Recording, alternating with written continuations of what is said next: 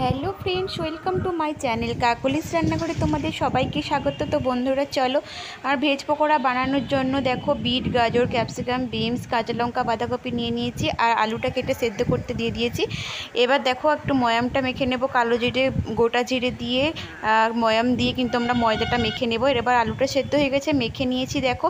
এবার কড়াইয়ে তেল দিয়ে কালো জিরে, হিং দিয়ে সমস্ত সবজিগুলো দিয়ে একটু আদা বাটা, জিরে গুঁড়ো, লঙ্কা গুঁড়ো, সামান্য মিষ্টি, লবণ দিয়ে কিন্তু আমরা ভালো করে সবজিটা করে নেব, মশলাটা করে নেব। মশলাটা করে নেওয়ার পর আমরা কিন্তু ঠান্ডা হতে দিয়ে দেবো একটা থালাতে করে। তারপরে কিন্তু দেখো একই সঙ্গে কিন্তু আলুটা কিন্তু দিয়ে দেবো ওর মধ্যে।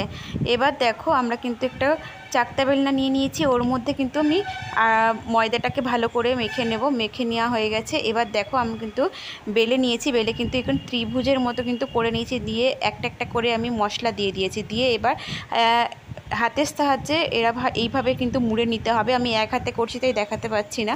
এবারে হয়ে গেলে কিন্তু একটা একটা করে আমরা তেলে ভেজে নেব। তো বন্ধুরা খুব সুন্দর হয়েছিল কিন্তু খেতে, দেখতেই পাবে, দেখবে। আর বাড়িতে কিন্তু এটা ট্রাই করতেই পারো, কিন্তু কোনো ঝামেলা ছাড়াই কিন্তু খুব চটপট করে হয়ে গিয়েছে। সিঙ্গারা মানে আমরা ভাবতেই পারি না বাবা এত ঝামেলা, কিন্তু বন্ধুরা ভালোভাবেই কিন্তু হয়ে গিয়েছে। তো বন্ধুরা চলো, আর বাড়িতে বানানো সস দিয়ে আমরা তো খুব এনজয় করেছি। তো বন্ধুরা ভিডিওটি কেমন লাগলো অবশ্যই লাইক, কমেন্ট, শেয়ার করবে এবং পাশে থাকা বেল আইকনটি ক্লিক করে আমার পাশে থাকবে। টাটা।